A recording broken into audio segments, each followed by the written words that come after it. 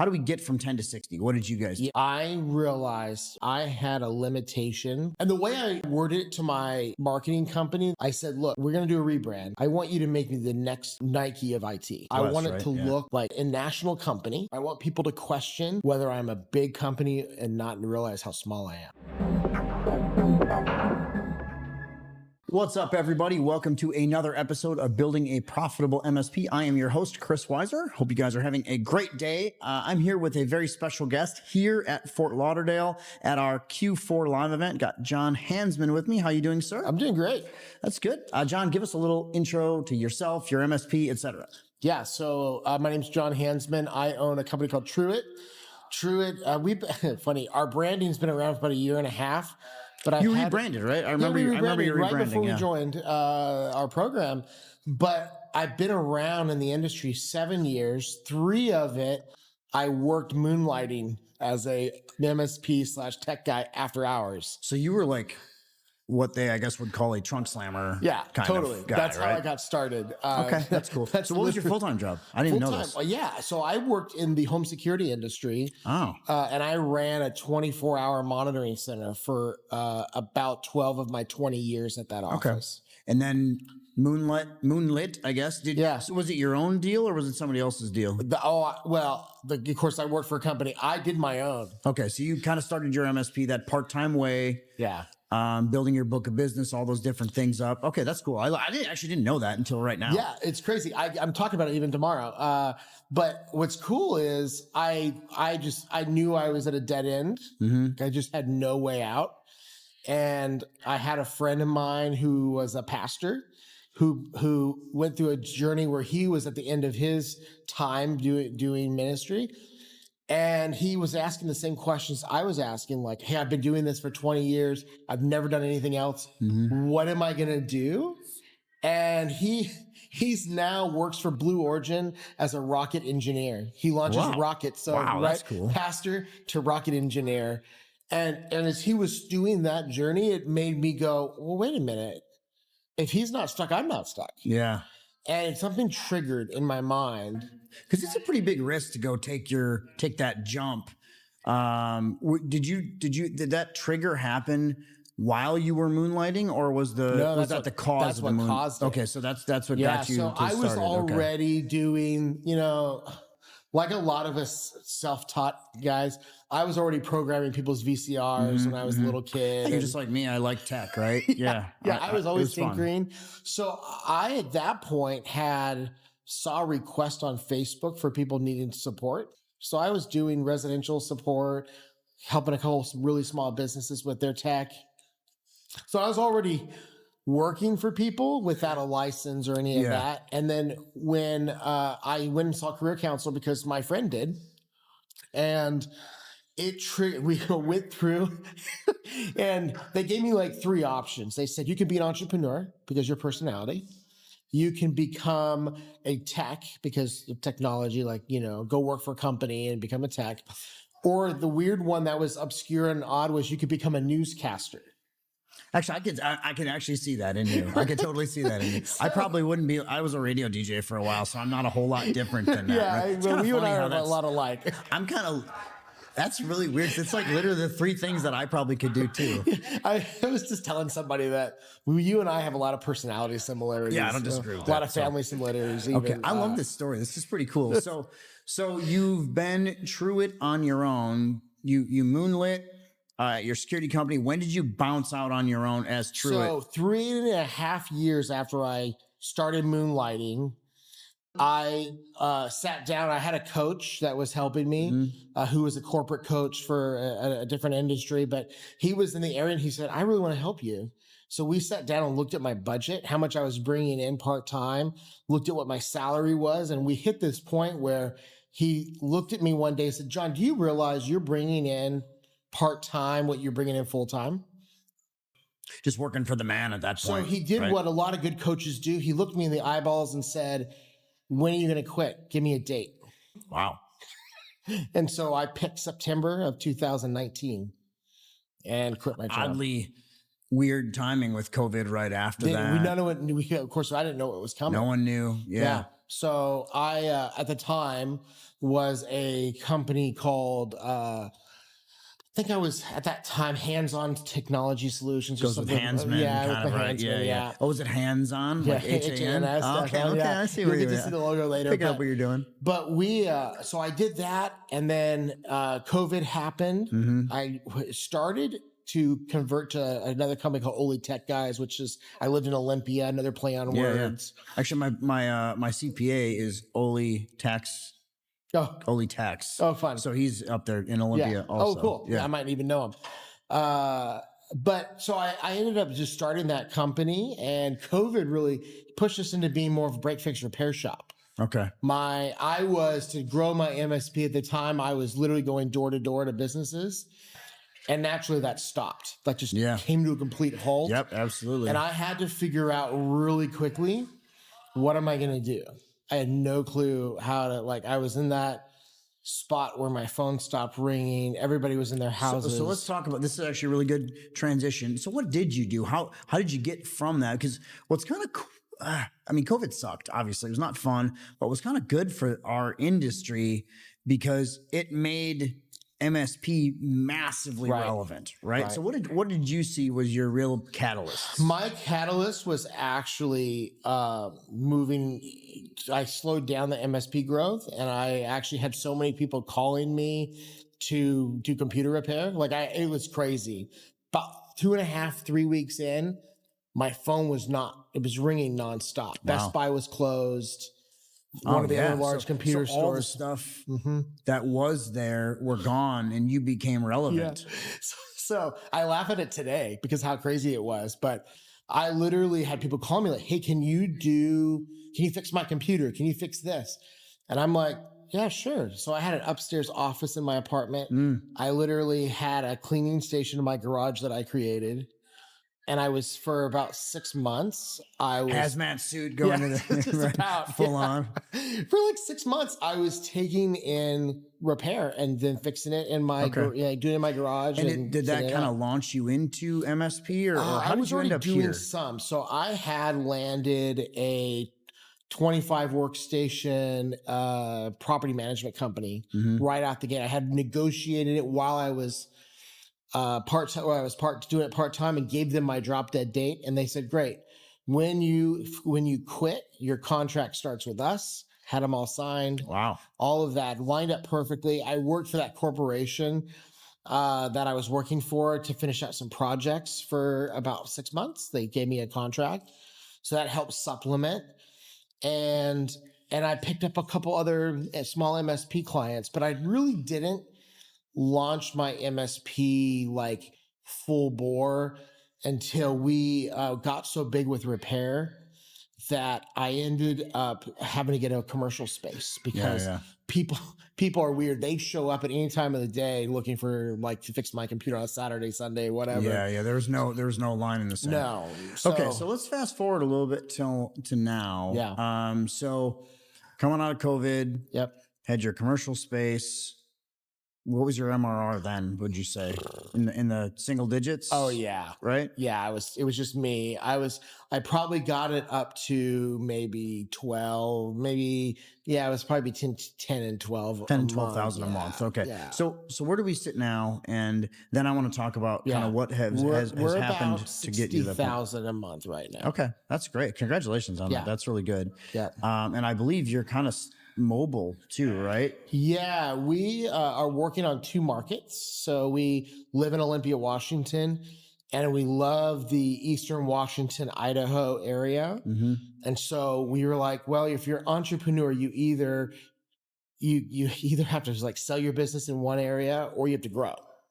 So we decided, well, why don't we just grow into another market? So we decided the best way to do that for us was to buy an RV full time and live in that. You don't even have a house, an apartment. No, you just live in your RV. Don't have an apartment. You live in your RV full time. Yep. You and your wife. You got kids too, right? Not yet. No, we have one coming on December. Okay, yeah, I knew that. Okay, that's what it was. Yeah, that's pretty cool. So and you're it's not small. It's 41 feet. So it's I thought not you like meant a the tiny, kid. I was no, that's great. I've seen pictures of your RV. I've seen your little office and your full setup there. So that's pretty cool. So pretty solid business now. Mobile. what things have gotten you, let's talk about the building your profitable MSP people. Right. What cornerstones have you put in to make you guys profitable, to get from that break fix, single digit 10, maybe 10K MRRs? How do we get from 10 to 60? What did you guys do? Yeah. So two big giant things I did before I even met you was, one, I realized with my Only Tech Guys brand, I had a limitation of two things. One, your brand was my constricting brand you. was very constricting down to the regional area. Okay. And larger companies looked at me as a repair shop and a really small entity. So they were like, well, I don't know if I want this little repair shop doing my IT for me. I had actually somebody who was an international business. She'd already been thinking about that brand expansion away from just Olympia, right? Okay, I like that. And I wanted, and the way I worded it to my marketing company that I was using, that I still use, I said, look, we're going to do a rebrand. I want you to make me the next Nike of IT. That's good, relevant up in the upper Northwest. I want it to look like a national company. I want people to question whether I'm a big company and not realize how small I am. Yeah. And that goes back to how I started my business. When I was working part-time, I had a phone system. Like the day one, I had a phone system. I had QuickBooks. I literally had press 1 if you want to talk to a technician, press 2 if you want to talk to a So you were acting big from day one. Yeah, I was. All roads led to me. Yeah. But no one had to know that. I had a ton of people who, when I announced that I quit my job, they were like, I thought you were already full time. That's good. Okay, so I think one thing you mentioned, obviously that growth mindset, that branding, getting, rebranding yourself and creating yourself, thinking like you were already there. What's another couple spots? Another couple things we really focused on, and I think this is where my recent group coaching has helped with 7-figure, is just know who you're targeting. So I knew Truit was going to be really good at targeting larger businesses. So I picked, I'm trying to go for larger businesses. So when you say a larger business, just for our audience, what does that mean? Yeah. So before I was 1, 2, 3, now I'm 5 to 10 or more. So I'm looking for law firms and I'm looking at businesses. But not 500 plus. No, not 500 plus. It's away from the onesie twosie. So you made a conscious decision, and I think this is a really important one to think about. You made a conscious decision that we are going to go for bigger clients. Correct. And it doesn't mean that it has to be a 100-person shop or 200 or 500-person company, but you went for, just consciously said, okay, I'm going to go after not onesie twosie. Correct. I'm going to go after 10, 20, 30, 40, 50. And one of the other things that I've done recently has been, if they're not a good fit, they're not a good fit, and that's okay. That includes that's a head thing. A huge big thing. Head thing. And even recently, it's been like I took on a really large client. Like one of my first ones was 17,000. They're now 25. So we doubled our income this last year. That's great. But we only doubled it because I happily lost a few. I lost probably about $6,000 worth of RMR. That was people that weren't a great fit anyways. They were high maintenance. They were price. It was just, so what's interesting is you don't know this, but all the interviews I'm doing here at the live event in Fort Lauderdale, everybody is saying a very similar thing of, I got rid of some high work, crappy clients, which has allowed me to open up. Right. And that is a huge factor because you start getting into profitability. It seems to me like profitability comes back towards how much time you have, not killing yourself working for a dime for just client, just because you have that. And just being okay with that. Yeah. Like you have to come to a point where when someone pins you down at a number that is not realistic for what's good for their business, you just say, we're not the right fit. And that's totally okay. Yeah, it's okay to say no. We talk about embracing your no in the program. And I think that's key. So, okay, so we got a couple of really good points. What's one more that we could take away that you felt has made you very profitable? One of them has been to standardize. So that could be multifaceted. Standardize your sales process, standardize your marketing, standardize your stack.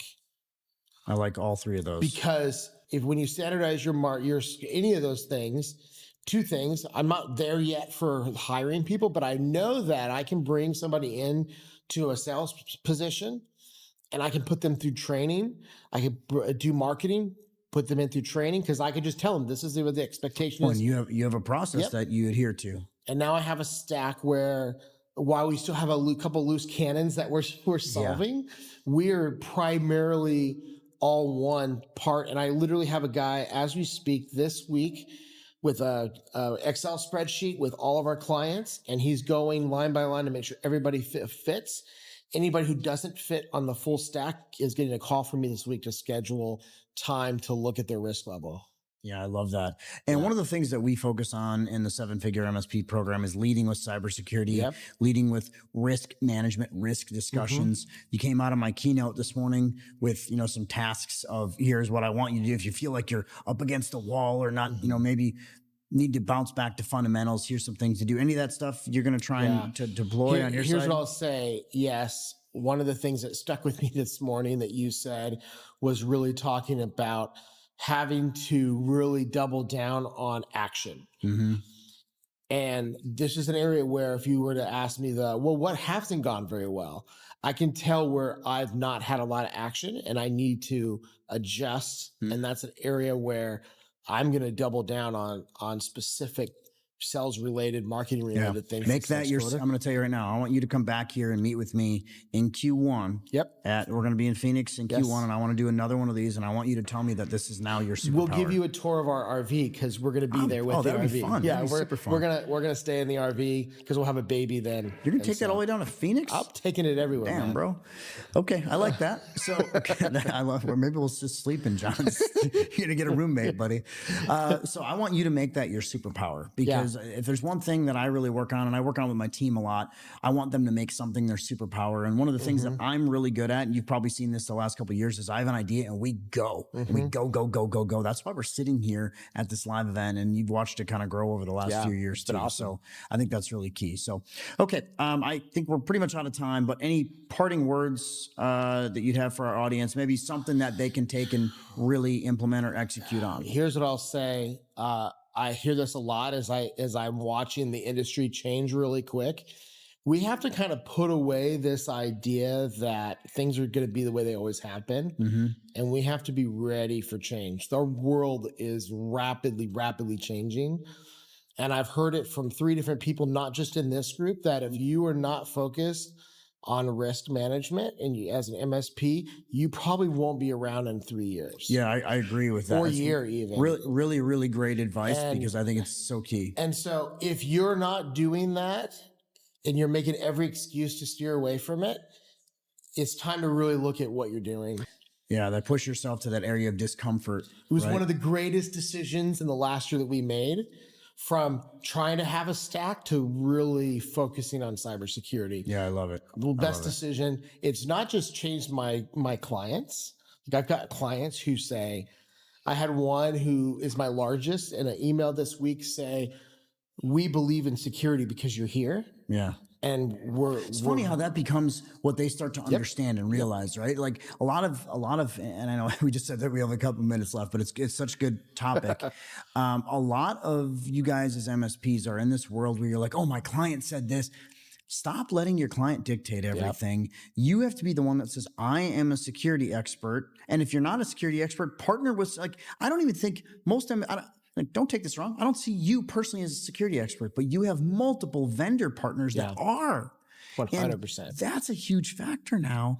And you need to be the one that says, nope, Mr. Client, we're going to focus on security because that's where you should be. Yeah. I think that's so key. And what's crazy is they're reaffirming that that email had nothing to do with security. It had everything to do with a really big hardware order they're going to do. And they just said, oh, by the way, I was meeting with the executives of the company and we reaffirmed that security is really important to us. So we're going to keep on chugging along with you. I love it. I love it. Okay. Yeah. So many good tips. John Hansman, thanks for being with us today. Congrats on Truit. Congrats on the baby. Congrats on the RV.